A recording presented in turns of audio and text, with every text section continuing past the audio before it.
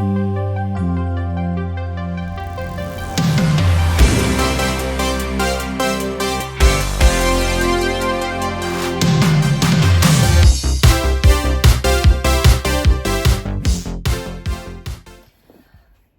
and welcome to Soaring Phoenix Travels. This is Jim, and I'm Tisha, and this is our story. Yes, it is. So how we started, how we got here, what are we doing? So I was married for 42 years. I have 4 children, 5 grandchildren, and my wife and I wanted to travel, and she got cancer, and that took her at way too young.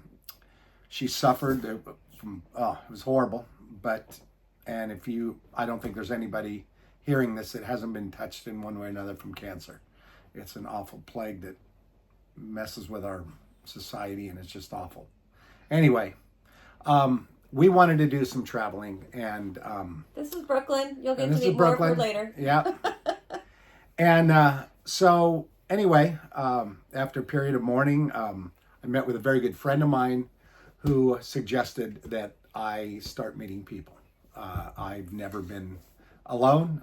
We were together since we were 18 years old, and I did not like being alone. And so I started dating, and I hated it, and I was ready to give up and just figure I'll let it happen organically. And I went on one more date, and it was just one more, because the rest was history. And that's when I met Tisha. My story is similar. I lost my husband of 24 years to cancer about 2 years ago. And about a year after he passed, I also went on online dating. I got lucky because I only had to go on 3 dates before I found Jim. And here we are, a little over a year later. We are full-time RVers. We've been on the road now for a few weeks, and more than almost 2 months. Almost 2 months. Yeah. So, she had never been in a trailer, and I had an Imagine that I bought. I had a previous one with my late wife, and then when she passed away, I said I'm going to get me a new trailer and kind of get a fresh start. And I bought a 30-foot Imagine, and we wanted to go wine tasting in Paso Robles, which is in Central California. Wonderful place. And I said, let's go take the trailer. And she said, why don't we just get a hotel?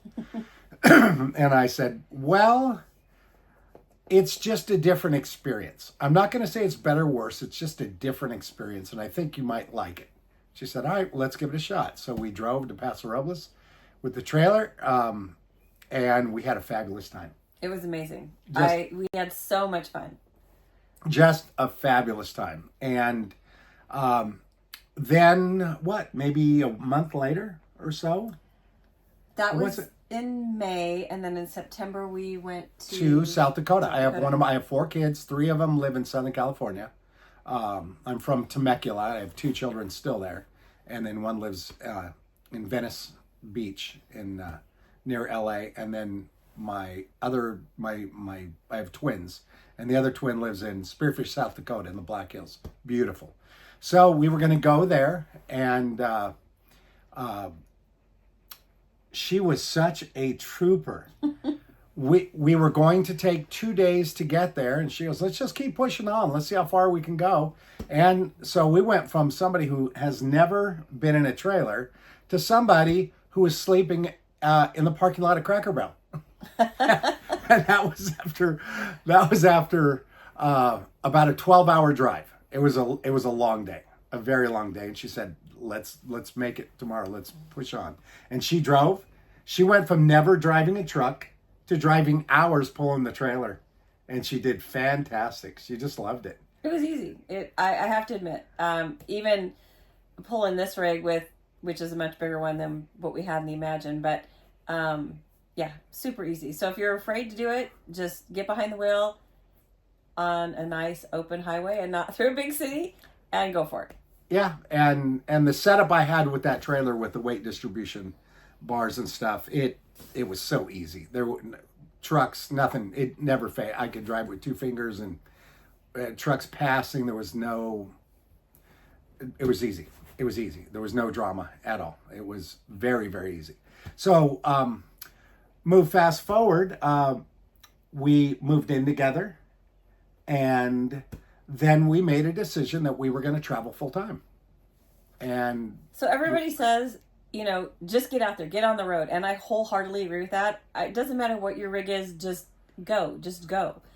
And we did absolutely the opposite of that. So we bought a brand new rig, and you'll get to see this. And a new to us. New to us rig. Yes.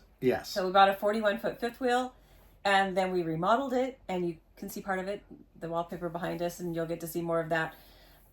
So yeah, we did exactly what everyone says not to do is exactly what we did.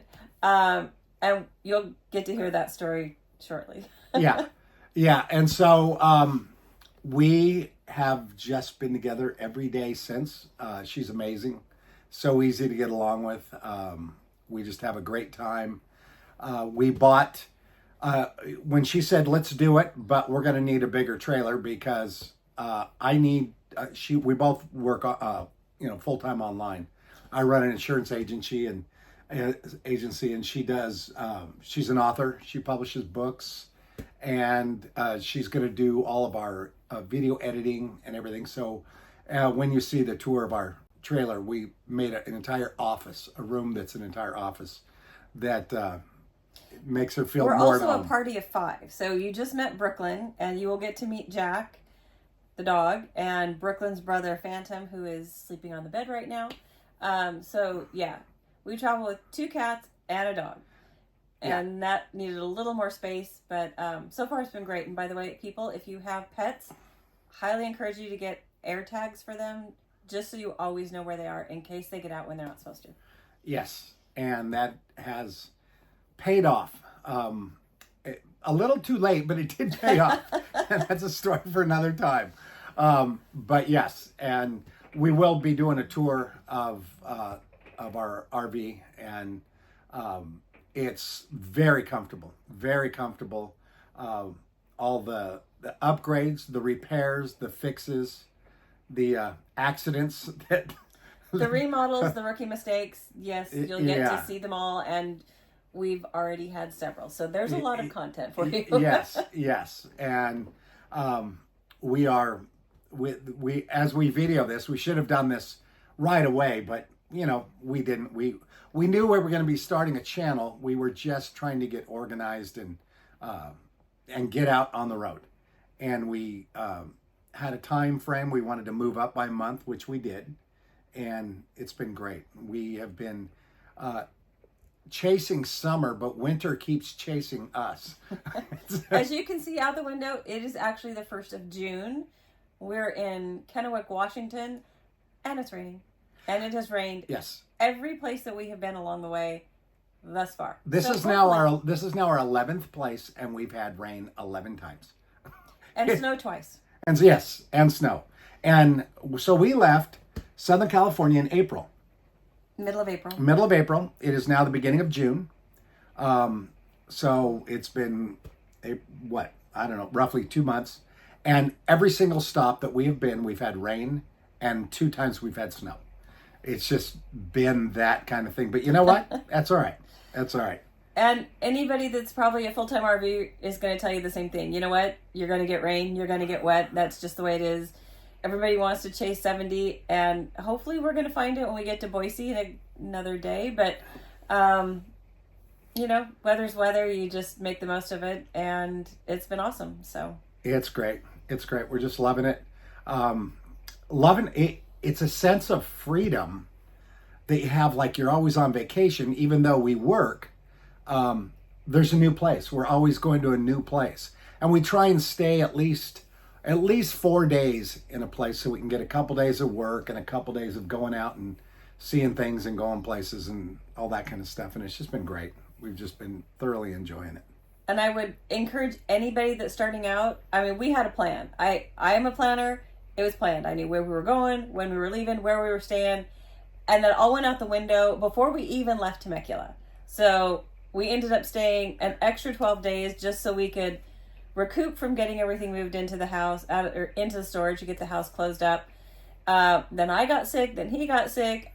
So just be flexible. And, our first stop was in Monterey, and we were going to be there for a week. We ended up cutting that short. We left after 4 days and went straight to Tahoe and spent 12 days there instead.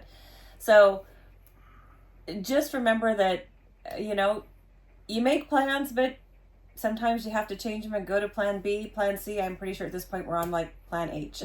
Yeah. And having 40 feet, it doesn't help the plan. I mean, planning is definitely a benefit. You can find spots, when you call and say, do you have anything, or, driving up and do you have anything for a 40-footer? And chances are you might, but we just kind of want to look ahead and say, okay, we want to go here, we want to go there, there's a place here. And what we've done is we've maybe stayed an extra time at one place and just call the other place and tell them, we're going to be a day short or day longer or whatever. And little backstory on the trailer, we have a Grand Design, a 377 MBS. It's a mid-bunk. And it's something that I had looked at. And I thought, I don't know if we need that. And then it came around and it was unbelievable. It's a 2020. A gentleman, he'd used it for 1 year, an older man, had bought it in Sacramento, moved it to Truckee, which is about, 80 miles away, 100 miles away or whatever. Had it set up, didn't even own a truck, lived in it for a year, had it pulled to an RV storage, and he decided he wasn't going to travel. So he had it for sale, and he didn't get many bites, so he dropped it by $20,000. And we got a great price, and we went in and got it the unbelievable very next price. day. I called it right away, and it's full paint. It's beautiful. And so I went out and I got a GMC Denali long bed, thinking that would be plenty of truck. And when I went to the Catskills, on the way home, the trailer was empty. I drove through the Catskills. Did you drive it through? I drove it through the Catskills. She drove it through, and it was over. It was over. Our gross vehicle weight rating, the payload, everything. It was over, and I'm thinking, oh my God, we are maxed out on this truck, and we have nothing in the trailer, nothing. And so, as luck would have it, I found a Ram 3500 dually that I don't know what they were thinking, but it has all the bells and whistles, and most everything. importantly, a 50-gallon tank. 50-gallon tank is a game changer. And if any of you have a big tank, you know what I'm talking about. The Ram 1500 I had a 26-gallon tank, and it was like you were planning on your next stop right when you left the gas station. It was like awful. the baby bladder of it was awful. Tanks. It was awful. But it was a great truck, just a small tank. And so now having a 50-gallon tank, we can drive for the whole day and not worry about getting gas. We're going to drive until we find, typically it'll go, we get about 10 miles a gallon, so it'll go 500 miles. And our hope is not to drive more than 500 miles in a day. So it's a phenomenal truck. It was a 2020 also, that had 6,400 miles on it. And I absolutely got a steal on it. And they gave me more for the GMC than I paid for it, which was... We got lucky. Hey, we got lucky. Really lucky. I mean, this 2020 had 6,400 miles. It's like a brand new truck. It's not even broken in. And we're just loving it. Absolutely loving it. So we have a beautiful black dually and a beautiful fully painted fifth wheel for about the same price as most people are paying for a brand new fifth wheel. And so, is it nice to have brand new? Yeah. Is it nice to pay cash and not have any payments? Absolutely. Absolutely. That's probably the best part, is the no payments part. Oh, yeah. There's nothing like having no payments.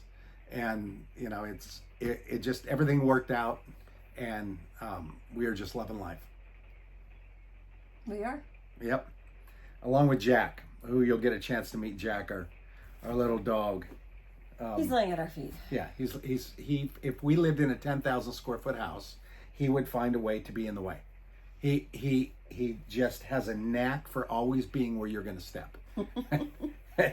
But he's just a sweet boy. So that is our story, and that's how we got here.